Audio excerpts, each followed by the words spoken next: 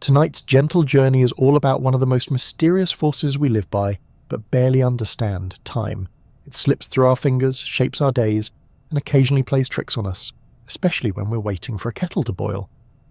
But before we unravel the ticking tapestry of time, I'd love to know, where in the world are you watching from? And what time is it for you right now? Fitting, isn't it? A video about time, and here we are, scattered across time zones, each of us arriving at this very moment in our own unique slice of the clock. If you find this voyage soothing, intriguing, or just a nice way to unwind after a long day, I'd be ever so grateful if you gave the video a like and maybe subscribed. It helps this little corner of calm reach others who might need a peaceful pause too. Now, I do hope this isn't so fascinating that it keeps you awake, but if it does, well, at least you'll have learned something about the fabric of the universe before you drift off. So settle in, slow your thoughts, and let's begin. Because somewhere between seconds and centuries, dreams and daylight, lies the story of time. Time has a funny way of stretching and shrinking, doesn't it? 10 minutes spent stuck in traffic can feel like an eternity, while 10 minutes on your favourite hobby disappears faster than the last biscuit in the tin, and yet clocks tick forward at the same rate, second after second, minute after minute. So what's going on? The answer begins not with physics, but with your brain. Our perception of time, that internal sense of when things start and end, is surprisingly flexible. Psychologists call it subjective time, and it's heavily influenced by things like attention, emotion, and memory. In other words, how you feel about time can be very different from how time is actually passing. Let's start with the oddity of waiting. Imagine you're in a doctor's waiting room. The walls are beige, the magazines are ancient, and the clock ticks loudly in the corner like it's trying to win a competition for the world's most annoying sound. 5 minutes there can feel like half an hour. That's because your brain is starved for stimulation. When not much is happening, your attention turns inward, and that internal focus makes you more aware of each passing second. Compare that to a lively conversation with a friend or getting lost in a good book. In those moments, you're fully engaged, and your brain isn't keeping track of time so closely. It's like your mind goes, we're busy, no need to watch the clock, and before you know it, hours have flown by. This is sometimes called the flow state, a term coined by psychologist Mihaly Csikszentmihalyi, where your sense of time fades into the background as you become fully absorbed in the present. Interestingly, the novelty of an experience also plays a role. When you encounter something new or unfamiliar, your brain takes extra time to process and store the memory. Later, when you look back, it feels like more time must have passed because there's more mental footage of the event. That's why childhood summers seem to stretch on forever. Your brain was constantly encountering new experiences, and it logged every bit of it. As we get older and routines set in, our brains get more efficient at compressing memories. Fewer highlights, shorter reels. Time seems to speed up. Emotion plays a part too. Studies show that fear and anxiety can slow our perception of time while joy and excitement speed it up. There's even a theory that in dangerous or intense situations, your brain creates denser memories, giving the illusion that time has slowed down. This is sometimes reported by people who've been in car accidents or other emergencies. It's not that time actually slows down, it's that your brain records more details per second, creating a sort of slow-motion playback effect. Then there's the curious case of boredom. You've probably heard the phrase, time flies when you're having fun, but the opposite, time crawls when you're bored, is equally true. Neuroscientists have found that when we're bored, the brain's internal pacemaker, yes, that's a real term, becomes more active. This creates more pulses in our perception, making time seem to drag.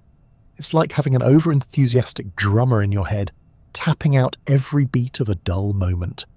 Cultural background and language also influence how we perceive time. In English, we often talk about time as if it's a resource. We spend time, save time, or run out of it. Some languages, like Hopi or Aymara, don't treat time as a line you move along, but more like a landscape or a set of conditions. This shapes how people in different cultures think about the future and the past. In fact, in some parts of the world, people point behind them to indicate the future because it's unknown, and in front of them to show the past because it's already visible. Quite the opposite of how we usually picture things. But what about our inner clocks? Surely there must be some kind of biological mechanism ticking away, giving us at least a rough idea of the passage of time. There is, sort of. Humans have something called a circadian rhythm, a 24-hour cycle that helps regulate sleep, body temperature, and hormone levels. But that's more like a daily timer than a stopwatch. For shorter periods, seconds, minutes, scientists believe we use a kind of mental timekeeper, often compared to a stopwatch in the brain. This system involves a network of brain regions, including the basal ganglia and the cerebellum, and it seems to rely on a steady stream of neural pulses. When we estimate how long something takes, we're subconsciously counting those pulses. That said, we're not always good at it. Our time estimations can be wildly off, especially when we're multitasking, distracted, or emotionally charged. There's even a psychological phenomenon called the return trip effect, where the journey back from somewhere feels shorter than the trip there, even if it takes the exact same amount of time. Why?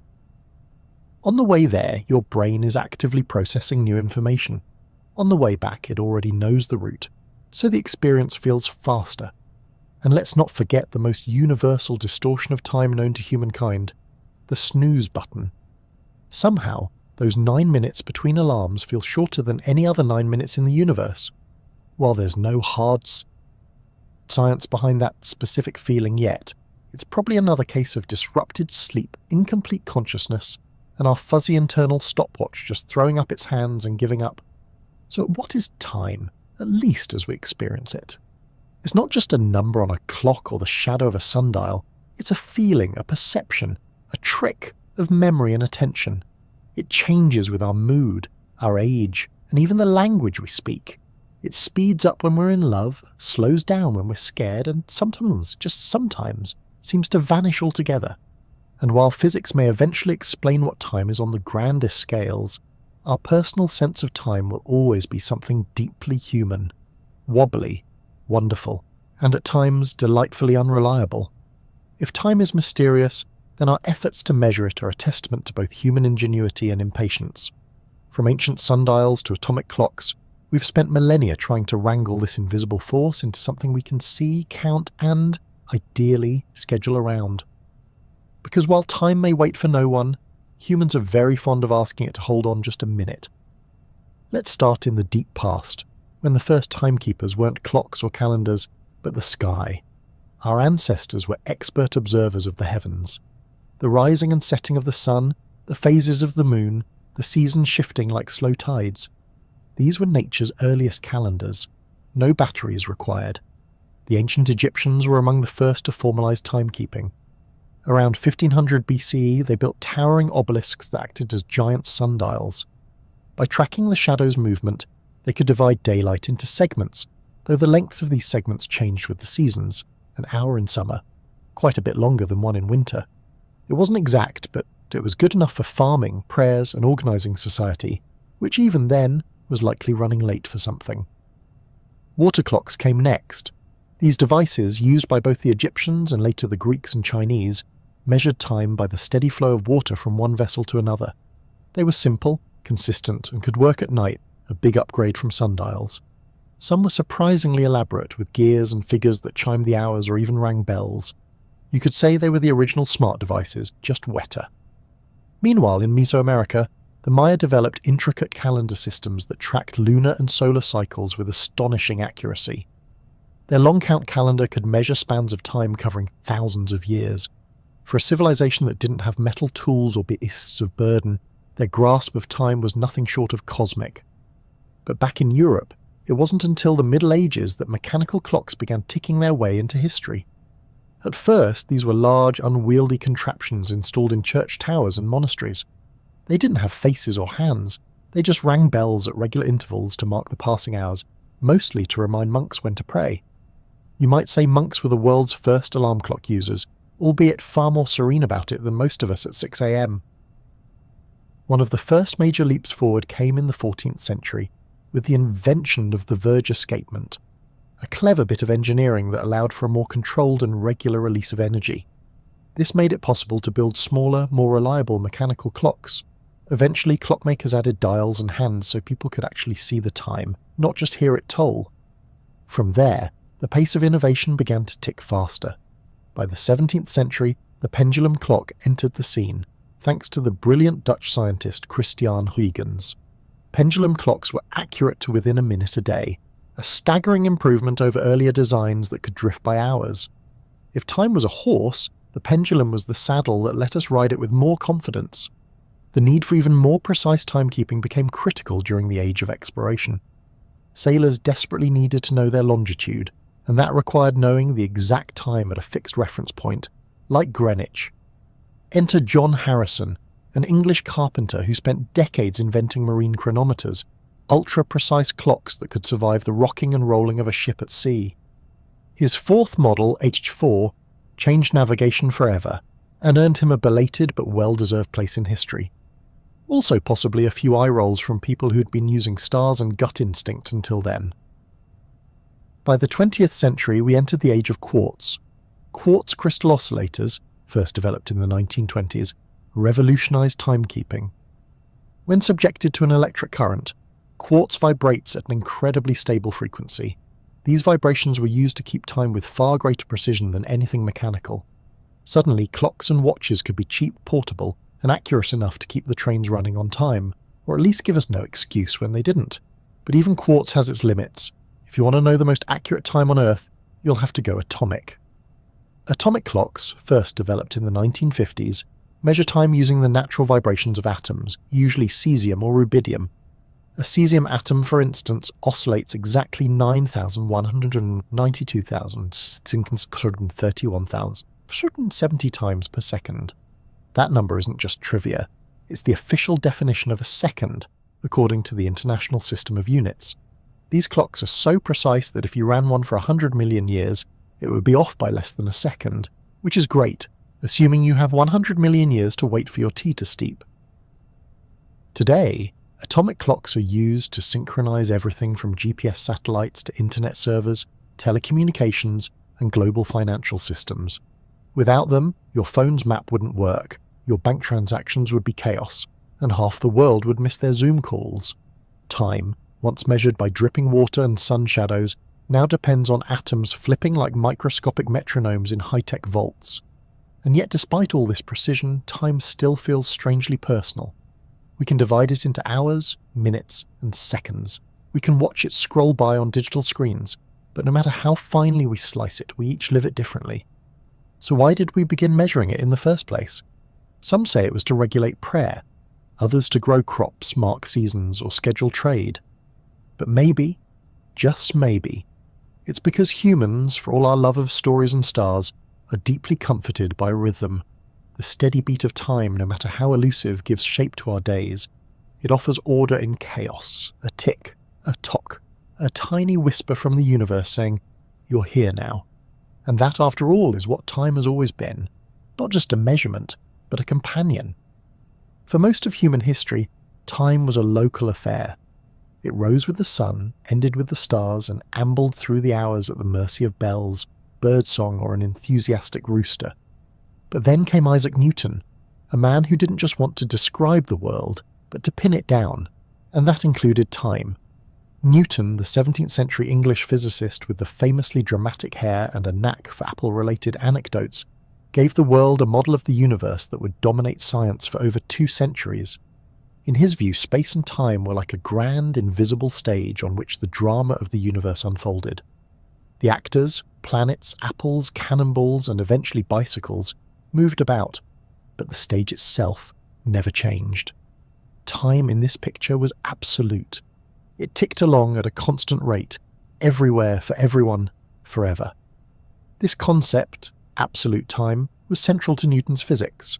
In his own words, absolute, true, and mathematical time of itself, and from its own nature, flows equably without regard to anything external. In other words, time is like a river that flows at a steady pace, regardless of whether anyone is watching, counting, or floating along in a canoe. It made intuitive sense. Drop an object today or tomorrow, here or in another city, and Newton's equations could tell you exactly where it would be at any point in time, assuming you had enough coffee and a solid grasp of calculus. Time was the steady backdrop against which motion, force, and gravity did their thing. Newton's absolute time gave scientists a powerful tool.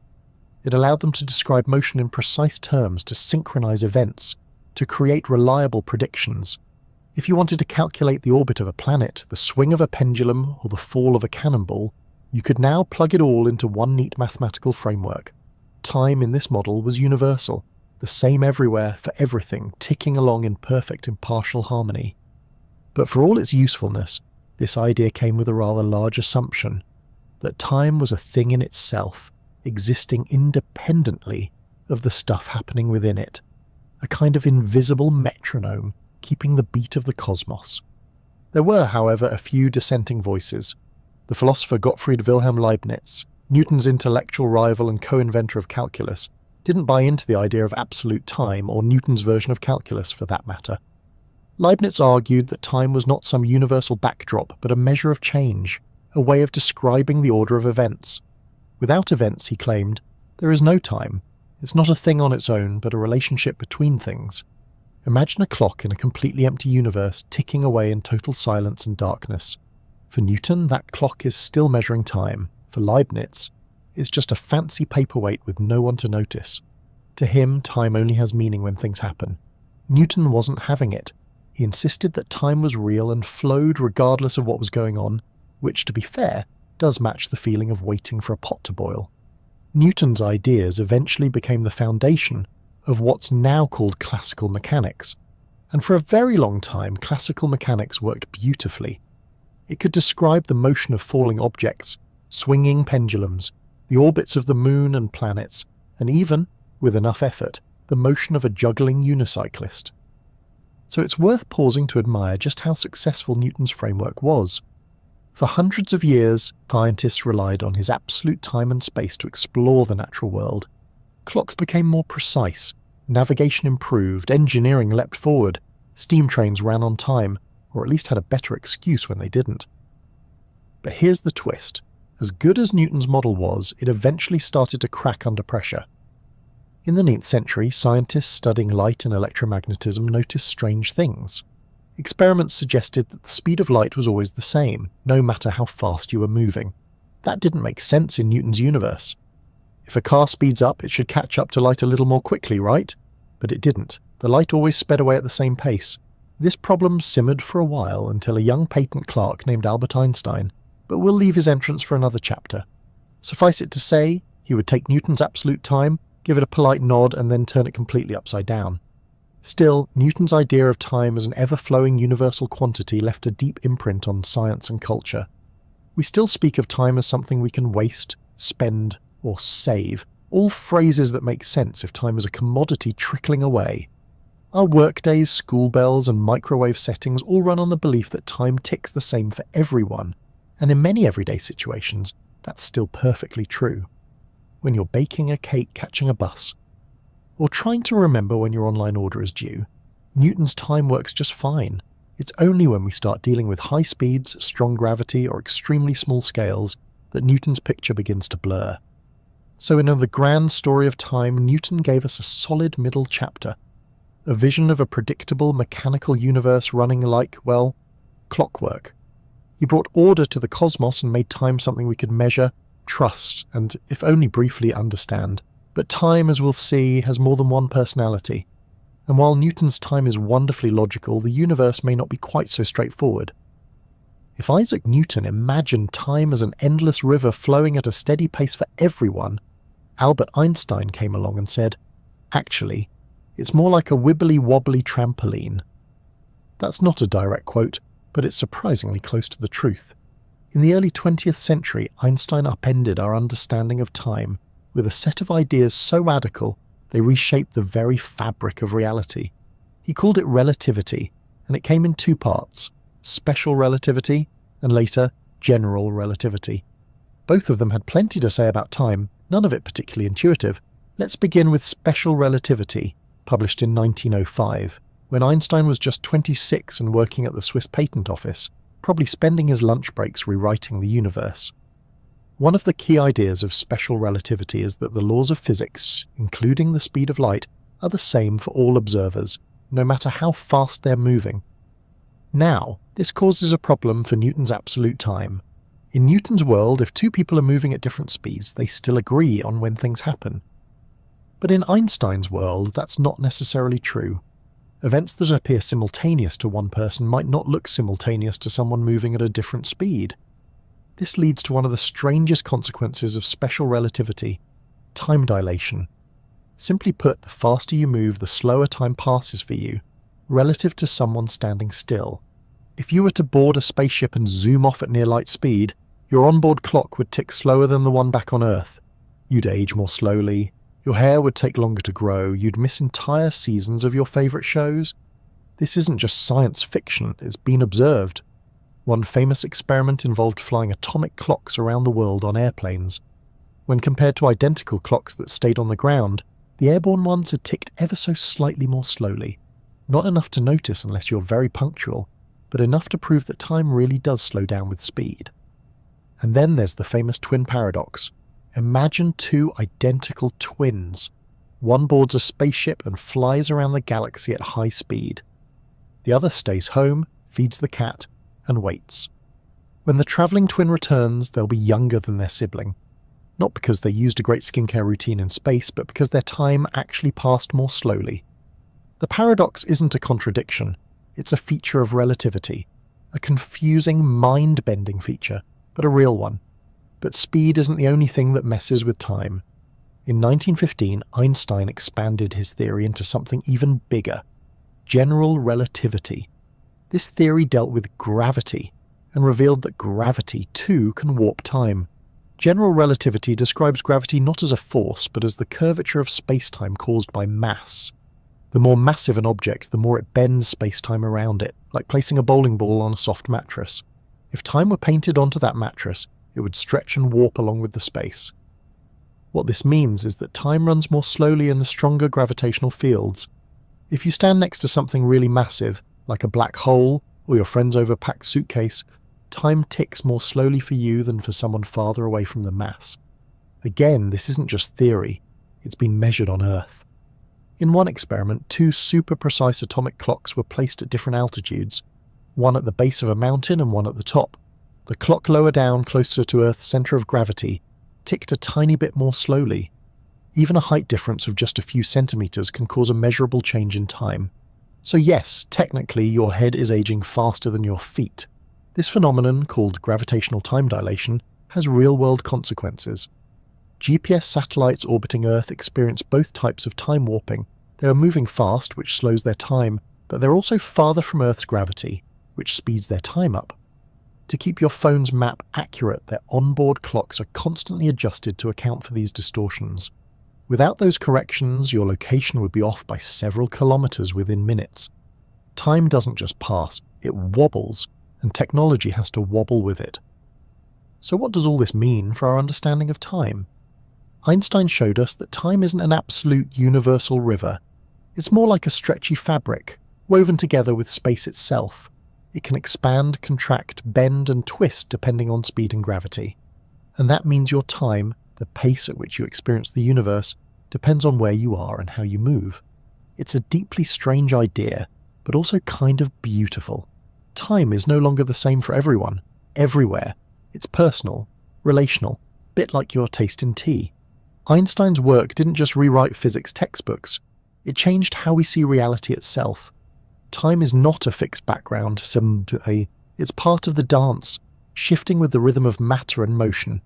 And even though most of us don't feel time stretching or shrinking in our daily lives, every second we live is shaped by these subtle distortions. So next time someone tells you they're running out of time, you can gently remind them, actually, time is running out differently depending on your velocity and proximity to gravitational mass. Then pause, smile, and maybe duck. Let's imagine just for a moment that you wake up one morning and find everything running backwards. Toast leaps out of your mouth and lands perfectly buttered on a plate. Your tea grows hotter as you drink it. Raindrops fly upward into the sky. Strange? Certainly. Impossible? According to the laws of physics, not exactly. This odd little thought experiment leads us to one of the most intriguing questions in science. Why does time seem to have a direction? In most of the fundamental laws of physics, from Newton's laws of motion to the equations of quantum mechanics, time doesn't really have a preferred direction. They work just as well backwards as they do forwards. If you were to film two particles colliding and play it in reverse, the physics would still check out. No alarms would go off in the equations. And yet, in everyday life, time feels like a one-way street. Eggs break but don't unbreak. Paper burns but ashes don't reassemble into books. We remember the past but not the future. So why this disconnect? Why does time, at our human scale, march relentlessly from yesterday to tomorrow? Enter the concept of the arrow of time. The arrow of time is a metaphor used to describe the one-way direction in which time appears to flow, from the past to the future. And the key to understanding this arrow lies in one of the most important and occasionally untidy laws of physics, the second law of thermodynamics. This law tells us that in a closed system, like the universe, entropy always increases over time. Entropy is a measure of disorder, or randomness. In other words, things tend to go from tidy to messy. You can scramble an egg, but you can't unscramble it. Your desk will naturally become cluttered unless you actively organize it. Socks will always disappear mysteriously, but never reappear in pairs. This tendency toward increasing entropy gives time its arrow.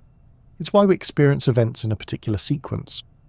The low entropy past becomes the high entropy future, and there's no reversing the flow, unless you're a time traveler or a fictional wizard with a very specific spell. Think of it this way. Imagine a glass shattering on the floor. That's a high entropy state. The shards are spread out, and energy has been lost in the chaos. It's extremely unlikely that all those fragments will spontaneously leap back together into a perfect glass. Not impossible, just astronomically improbable. And that's the key. The laws of physics allow for time reversal in theory, but probability stands firmly in the way. This leads to one of the most intriguing and slightly unsettling questions in cosmology. Why was the universe in such a low entropy state to begin with? After all, if entropy must increase, there had to be a starting point, a kind of cosmic neat and tidy drawer from which all this disorder could unfold.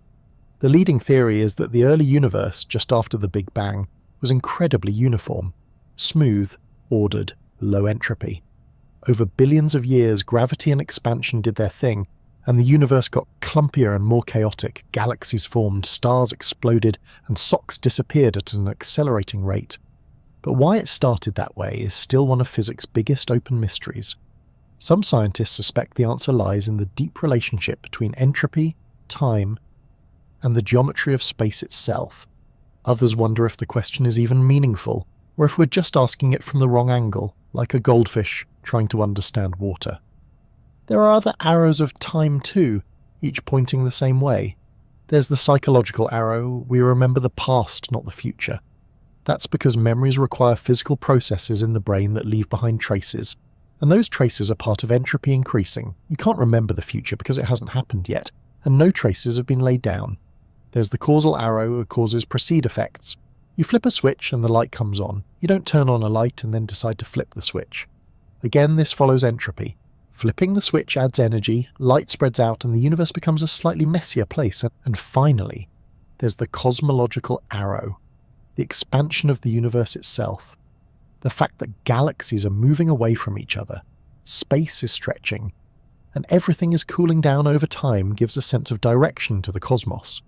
If the universe were contracting, would time feel like it were running backward? That's a theoretical playground scientists still enjoy exploring. It's worth noting, though, that these arrows, entropy, memory, causality, and cosmic expansion, all line up. They all point in the same direction, which is comforting in a way. It suggests that time isn't just a random illusion, but something deeply woven into the structure of reality. A direction carved by the flow of energy, the march of disorder, and the gentle spreading out of everything from a once very tidy beginning. But not everyone is convinced that time, as we experience it, is fundamental. Some physicists argue that the arrow of time is an emergent phenomenon, something that arises only when complex systems, like us, observe simpler ones, like tea cooling or egg scrambling. In some interpretations of quantum mechanics, time is just another parameter, not a force, not a flow, just a label for different states. The universe doesn't feel time, we do. And that's the curious thing. No matter how deeply we dig into entropy, probability, or equations, time continues to be both incredibly real and maddeningly elusive. It's something we ride like a current, but we can never quite step outside of it. We don't know what's ahead. We can't go back, and yet we live our lives by its rhythm, comforted by the fact that the future, however uncertain, is always on its way. So the next time you feel like time is slipping away, remember, it's not lost. It's just following the one rule it's really good at, moving forward, increasing entropy, and leaving a trail of mismatched socks and empty teacups behind. If classical physics treats time as a dependable train schedule, always on track, ticking along steadily, then quantum mechanics treats it more like a jazz improvisation, flexible, mysterious, sometimes dissonant. And just when you think you understand what's going on, it throws you a cat in a box and asks you to consider whether it's both alive and dead. Welcome to the quantum world, where reality gets fuzzy and time becomes more of a polite suggestion than a fixed rule. In the classical universe, you can point to an object and say, it's right there doing that at this exact moment. But in the quantum realm, particles don't have neat positions or momenta. Instead, they exist as probability waves, mathematical clouds of where they might be and what they might be doing. So where does time fit into all this? Surprisingly, time doesn't play the starring role in quantum mechanics that it does in classical physics or general relativity. In fact, it mostly shows up as a background parameter, something we plug into the equations to keep things moving, like pressing play on a simulation. Take the Schrödinger equation, the foundation of non-relativistic quantum mechanics. It describes how a quantum system's wave function, that weird cloud of probabilities, evolves over time. But unlike in relativity, time in this equation isn't something that bends or stretches. It's just there, a silent spectator, an external stopwatch that never changes, never warps, and certainly doesn't ask for attention. This creates a curious split. On one hand, quantum mechanics describes the evolution of states over time, but it doesn't explain what time is. It treats time as a fixed, absolute backdrop, much like Newton did, while space and matter are all jiggling unpredictably in front of it. But things get even stranger when you introduce quantum gravity, the theoretical attempt to merge quantum mechanics with general relativity. These two theories are the twin titans of modern physics, but they don't get along well at parties. In general relativity, space-time is dynamic. It can stretch, curve, and evolve depending on the matter and energy within it. Time is not absolute, it's part of the fabric of the universe. But in quantum mechanics, time is fixed and unbending, a kind of cosmic metronome in the background.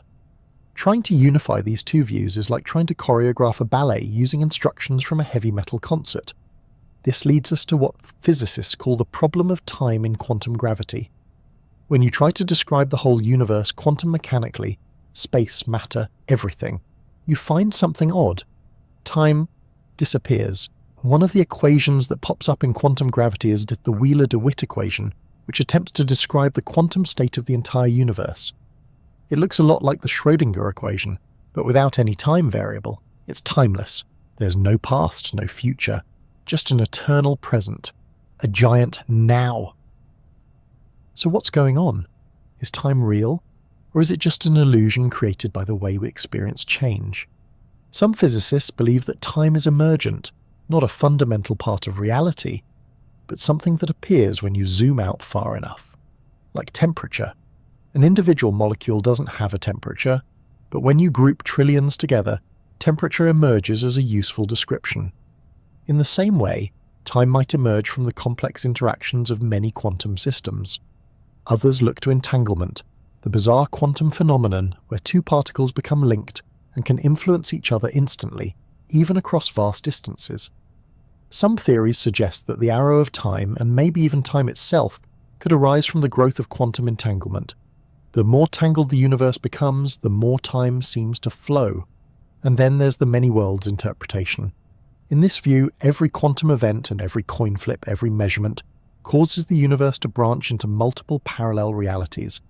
There's no randomness, just an infinite splitting of timelines. Time in this view isn't a river, it's a vast, ever-branching tree. Every decision you make creates a new twig. Somewhere out there, there's a version of you who didn't forget their umbrella this morning. But if time is such a shaky concept at the quantum level, why does it feel so solid to us? Well, we live in a world where countless quantum interactions average out into a smooth, reliable reality. Our brains, made of trillions of particles and neural circuits, are hardwired to perceive cause and effect. We wake up, brush our teeth, eat breakfast, and head to work, hopefully in that order. Time for us is a story, a sequence of events that gives meaning to change. And storytelling, as it turns out, is something humans are exceptionally good at. We string events together into memories. We imagine futures. We define identities through time, past, present, and hopes for what's next. Whether or not time is fundamental, we certainly treat it as real. Still, quantum mechanics reminds us that underneath that comforting narrative lies something far more elusive. Time may not be the ticking of a clock or the turning of a page, but the unfolding of possibilities, the evolution of probability, the hum of reality tuning itself ever so slightly with every passing moment. So while your wristwatch says it's 10 minutes to midnight, quantum physics whispers, well, yes, from a certain point of view. Time isn't just something tracked by ticking clocks or orbiting planets. It's also humming quietly inside you, in your cells, your sleep, your appetite, and even your mood. Whether you're a night owl, an early bird, or a perpetually groggy pigeon, your body is running on its own internal clock. And it's a very old one. This internal clock, or more precisely a network of them, is what scientists call the circadian rhythm. From the Latin circa diem, meaning about a day, circadian rhythms are the biological processes that follow a roughly 24-hour cycle. They regulate everything from when you feel sleepy to how your body processes food, and they're found in nearly all living things: humans, plants, animals, fungi, even some bacteria. If it's alive and vaguely organized, it probably tells time.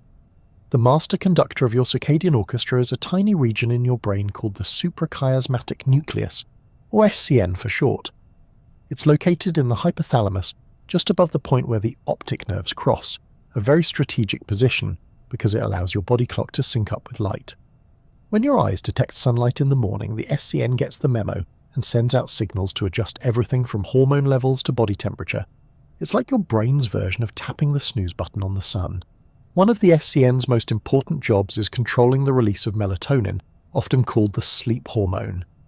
Melatonin levels rise in the evening, helping you feel drowsy, and fall in the morning to help you wake up. It's your body's way of saying, hey, maybe don't watch another episode right now.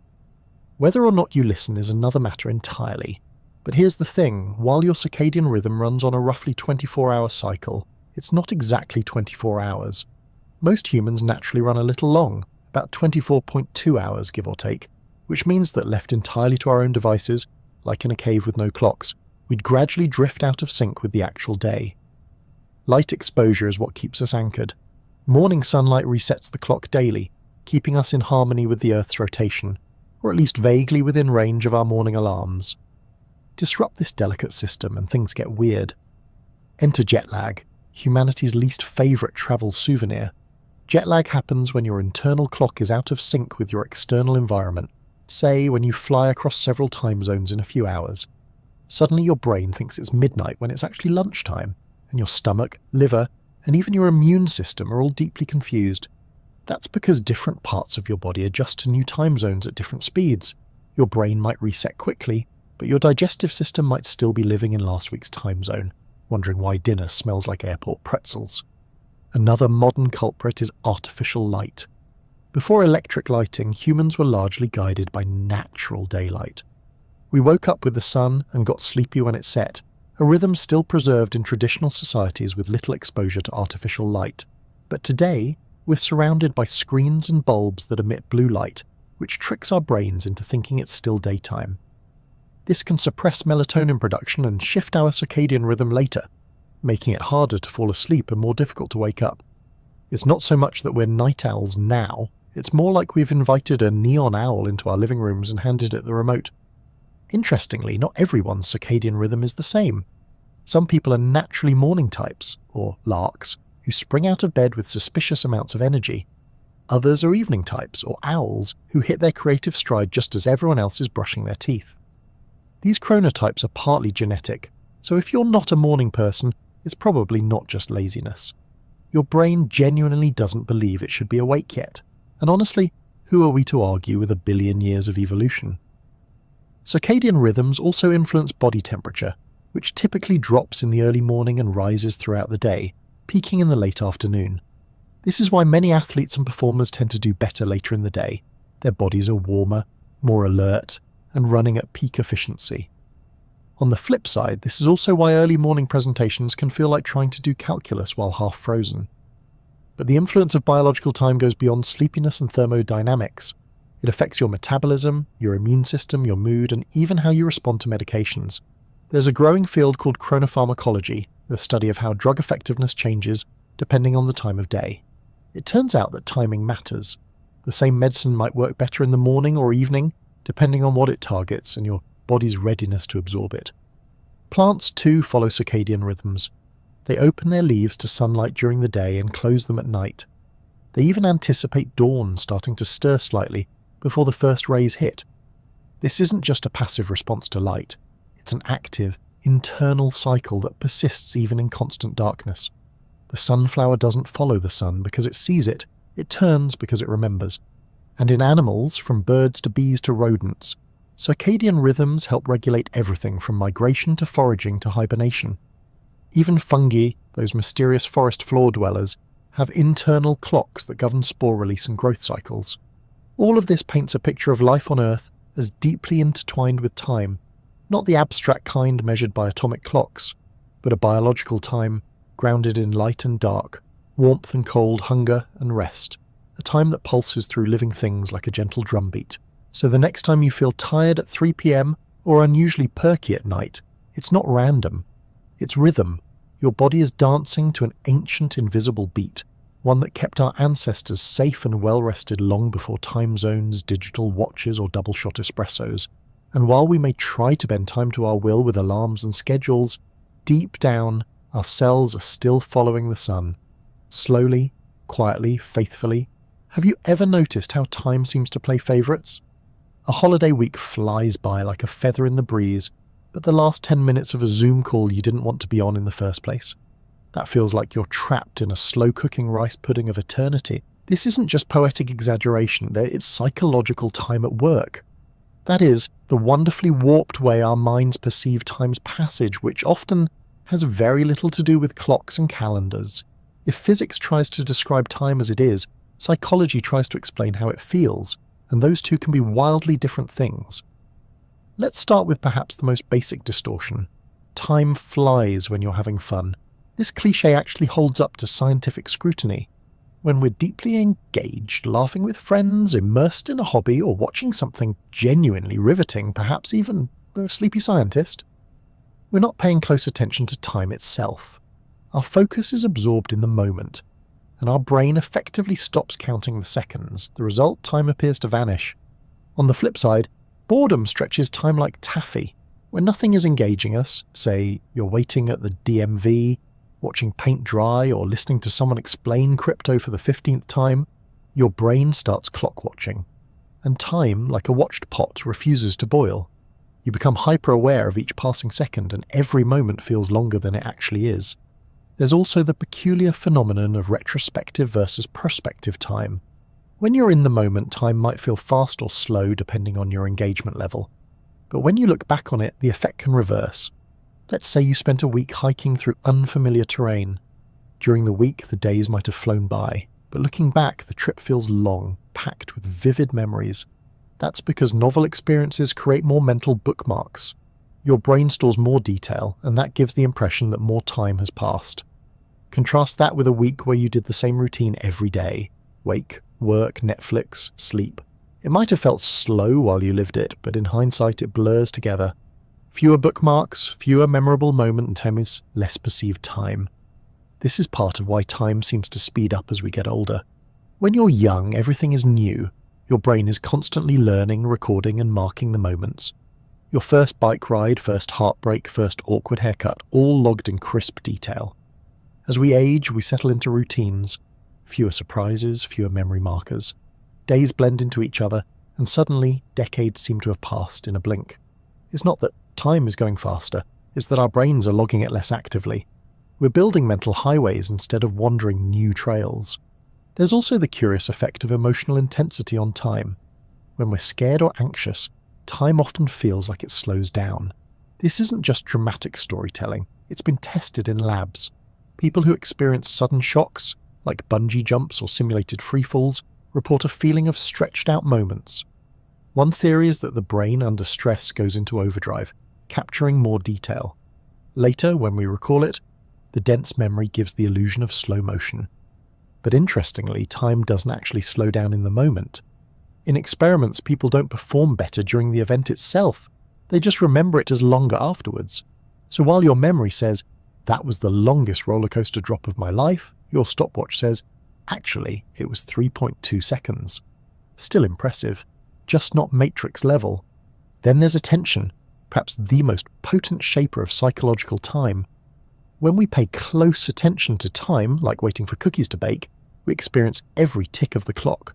But when our attention is elsewhere, absorbed in music, reading, or conversation, time recedes into the background. This ties closely to mindfulness and meditation practices, which deliberately shift attention away from time. When we focus on the present moment, a breath, a sound, a sensation, time seems to dissolve. It's not that we enter a trance or lose touch with reality, it's that we stop measuring time and simply exist within it. For many, this feels profoundly freeing. You're no longer chasing the next hour, you're living fully in this one. On the more complex end of the spectrum, there are altered states of consciousness. States brought on by deep meditation, intense emotion, or certain substances, where people report time slowing, speeding up, looping, or disappearing entirely. Some even describe timelessness, not a distortion of time, but the absence of it. As if for a brief moment, they stepped outside the river and looked at it from the bank. Neurologically, these experiences may involve changes in activity in the default mode network of the brain, a set of interconnected regions involved in self-referential thought, memory, and time processing. When this network quiets down, our normal sense of identity and time can dissolve, which might explain why your most timeless moments, awe, flow, stillness, often feel the most meaningful. Children too have their own unique relationship with time. For very young kids, time is fluid, imprecise, and mostly irrelevant. Ask a 5-year-old how long 5 minutes is, and you'll likely get an answer that involves forever, or until I finish this snack. Only as they grow and are introduced to clocks, schedules, and the dreaded phrase "just a few more minutes," do they begin to align with adult time. Some might argue that's the true loss of innocence. And finally, there's anticipation, our brain's built-in time machine. Looking forward to something makes time slow down. Is it Friday yet? While dreading something can do the same. We imagine future events in detail, rehearse conversations, worry over outcomes, all using the same neural machinery we use to recall the past. Time in this sense becomes elastic, stretched by hope and fear alike. So is psychological time reliable? Not really. Is it logical? Often no. But is it deeply human? Absolutely. We may live in a universe of ticking atoms and rotating planets, but the time we actually experience, the time that colours our lives, is woven from memories, emotions, attention, and imagination. It's time as felt, not measured. And maybe that's why it feels so personal, so strange, so beautifully inconsistent. Let's be honest, no discussion of time is truly complete until we ask the question that's launched 1,000 sci-fi novels, inspired countless thought experiments, and derailed more than a few dinner party conversations. Can we travel through time? Well, maybe, but it's complicated. Time travel, at least in theory, isn't entirely forbidden by physics. In fact, according to Albert Einstein's general relativity, the fabric of space-time is flexible. It can stretch, warp, and under the right red in incredibly extreme and possibly impractical circumstances, even loop back on itself. If that's true, then the idea of zipping to the past or future isn't completely out of the question. Let's start with the easy kind, travelling into the future. This one's not just possible, it's already been done. Remember time dilation from special relativity? If you move very fast or close to the speed of light, time slows down for you relative to someone standing still. If you zoomed around the galaxy in a spaceship at near light speed and returned to Earth, decades could have passed here while you'd only aged a few years. Congratulations, you've time-travelled into the future. No flux capacitor required. This phenomenon has even been tested. Astronauts who spend months aboard the International Space Station experience a tiny bit of time dilation. They age ever so slightly less than their Earthbound counterparts. Not enough to notice without atomic clocks, but enough to prove the principle. They return to Earth microseconds in the future. Technically still on time for lunch though. So future time travel? Check, done, easy. But what about the real mindbender, travelling into the past? Here, things get trickier. General relativity does allow for certain solutions to its equations that could, in theory, permit backward time travel. These include phenomena like closed time-like curves, loops in space-time where an object could return to an earlier point in its own history. Think of it like walking a lap around the universe and ending up back at yesterday. One proposal involves something called a wormhole, a hypothetical tunnel connecting two distant points in space-time. If one end of the wormhole were accelerated to near light speed and then returned to its original location, time at that end would lag behind. Step through the wormhole and boom! You've arrived in the past, at least in theory. The practical problems with wormholes are, well, monumental. First, we're not even sure they exist. Second, if they do, they may collapse instantly. And third, keeping one open would require negative energy, something exotic and not currently available in your average home improvement store. So while wormholes are fascinating on paper, building one might be slightly beyond our current engineering abilities, give or take a few centuries. But even if we could travel back in time, we'd immediately run into some rather sticky paradoxes. The most famous is the grandfather paradox. You go back in time accidentally, or perhaps carelessly, prevent your grandfather from meeting your grandmother, and thus prevent your own birth. But if you were never born, how did you go back in time to begin with? It's a loop that logic can't quite untangle, a cosmic contradiction. There are a few ways scientists and philosophers have tried to make sense of this. One idea is the block universe model, where all moments in time, past, present, and future, exist simultaneously, like frames in a film reel. In this view, the timeline is fixed and unchangeable. If you go back in time, everything you do was always part of the past, so you can't change anything. You're just playing your role in an already written scene. Another possibility is the many worlds interpretation, borrowed from quantum mechanics. In this scenario, if you go back in time and change something, you don't alter your original timeline.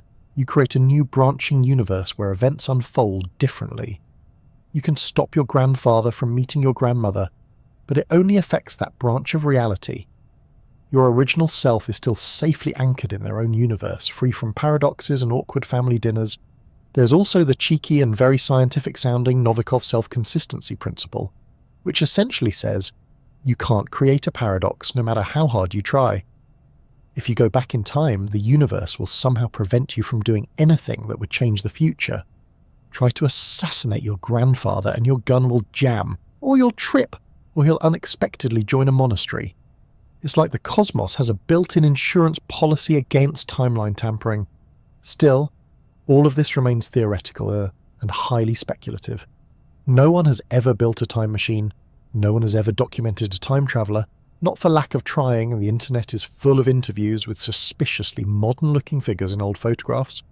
And physicists still debate whether the math permits or prohibits time loops. One interesting point: if backward time travel were possible, and if someone in the future eventually invents it, where are all the time tourists?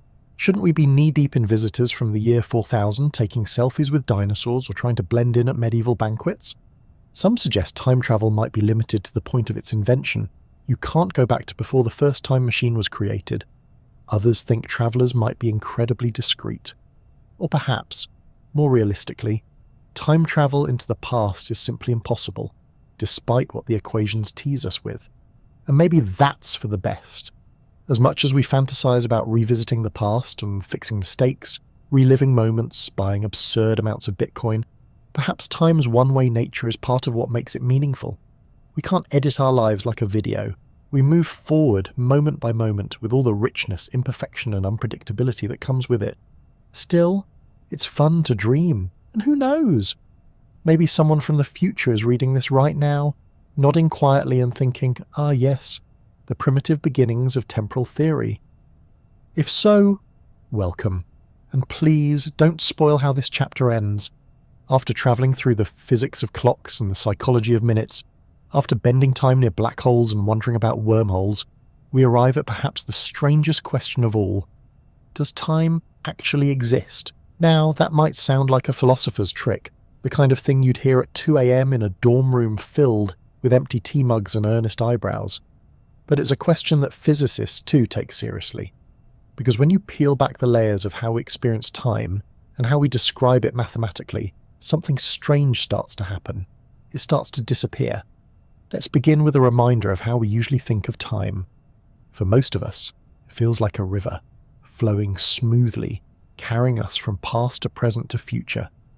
We're all floating downstream, unable to paddle backwards, only forward, sometimes gently, sometimes in a rush, but always forward. This is called presentism, the philosophical idea that only the present moment is real. The past is gone, the future doesn't exist yet, and now is all there ever truly is. It aligns with how we live our lives, moment by moment, breath by breath, ticking along with our clocks and calendars.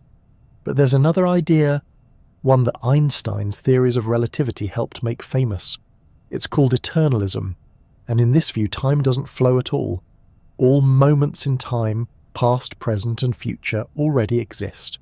The universe is like a four-dimensional block, sometimes called the block universe. Time isn't something we move through. It's a dimension we're part of, just like space. In this view, your childhood, your future retirement, and everything in between are all laid out, like pages in the book. You don't become older, you already are older on some page, younger on another. You're not surfing time, you're a static thread woven into the fabric of a space-time quilt. Comforting? Maybe. A little spooky? Also yes. This concept arises naturally from relativity. Remember, simultaneity, the idea that two things happen at the same time, depends on your motion. Two observers moving at different speeds can disagree about what now means. That suggests there's no universal present moment, no cosmic stopwatch ticking for everyone, which makes the whole idea of a moving present a bit wobbly. If that's not enough existential spice, quantum gravity adds another twist. We touched on this in the quantum mechanics chapter. When you try to combine quantum physics with general relativity, time often drops out of the equations altogether. In the Wheeler-DeWitt equation, for example, there's no time variable, none. The universe, according to this view, is fundamentally timeless, but if time doesn't exist at the deepest level, why does it feel so real? One possible answer: emergence. Time, like temperature or sound, may not be a fundamental ingredient of the universe. Instead, it might arise from more basic relationships between things, patterns, changes, interactions. The way clouds form from molecules, or waves appear in water. Time in this view is something our brains extract from the way things change. This is similar to how we perceive motion in film. A movie is just a sequence of still frames. But when shown rapidly, our minds perceive motion, a flowing narrative. Some physicists suggest that time might work the same way. What we perceive as the passage of time is really the brain stitching together changes in a fundamentally timeless reality. Enter physicist Julian Barber, who goes even further. In his view, time doesn't exist at all, not even as a parameter. Instead, the universe is a vast landscape of news, complete timeless snapshots of the universe. These nows don't change or evolve, they just exist. Our experience of time, he argues, comes from the way these nows are structured, and how memory is embedded within them. A kind of cosmic photo album, if you like, with our consciousness flipping through the pages. It's a radical idea, but it raises an interesting possibility. Maybe the sensation of time passing is a feature of perception, not physics. After all, we humans are narrative creatures. We remember the past, we anticipate the future, we tell stories, we measure time because it helps us organize our experiences, plan our days and understand change. Time is useful, perhaps essential, for sentient beings navigating a changing world. But that doesn't mean it's real in the way a rock is real, or a star, or a slice of cake, which also mysteriously disappears with the passage of time. Still, not everyone agrees that time is an illusion. Many physicists argue that even if time emerges from more fundamental processes, it still has real effects. Clocks tick, planets orbit, radiation decays. If we build a machine that consistently measures change, and that machine agrees with all the other machines, doesn't that make time real enough? Maybe that's the best answer. Time is real in the same way stories are real. Not because you can hold it or isolate it in a test tube, but because it structures the way things happen. It's the script that allows events to make sense, even if the script itself is printed on quantum paper that's written in a language we don't yet fully understand. So, does time exist? Well, perhaps not in the way we think it does. It might not be a flowing thing or a ticking clock behind the scenes, but it exists in our experience, our biology, our culture, and our equations. It exists in how we live and how we remember. It exists in every heartbeat and every bedtime story. And maybe that's enough, because whether time is fundamental or emergent, real or imagined, it gives shape to our lives. It reminds us that everything changes, that moments are precious, and that somewhere in the fabric of the universe you are, quite timelessly, here. And so, dear listener, we arrive at the end of our little voyage, or perhaps just another moment in the vast looping sea of them. We've wandered through ancient sundials and atomic clocks, ridden Einstein's warping waves of space-time, puzzled over paradoxes, and stared down the question of whether time exists at all. Along the way, we've seen that time is not just one thing, but many. A rhythm felt in the body, a trick played by memory, a wrinkle in gravity, a story told by change. And now, here you are, a little farther along your own timeline than when we began. But was it seconds? Minutes? An hour? Or did the flow of words stretch and shrink like it so often does when the mind begins to soften into sleep? So let me ask you once more, gently, as I did at the start, where are you listening from tonight? And what time is it right now in your little corner of the world? Funny, isn't it? After all this talk about time being relative, flexible, maybe even imaginary, we still anchor ourselves to it.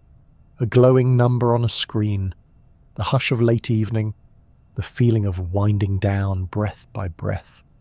And if you found any calm in this quiet expedition, if the wonders of the cosmos gave you peace, or the questions helped you drift gently into your dreams, I'd be ever so grateful if you'd like the video, maybe subscribe and share this sleepy space with someone else who might need it. Time may be slippery, strange, and possibly a complete illusion, but right now, here in this moment, it's just you, this voice, and the slow rhythm of rest. Sleep well, fellow traveller, wherever and whenever you are.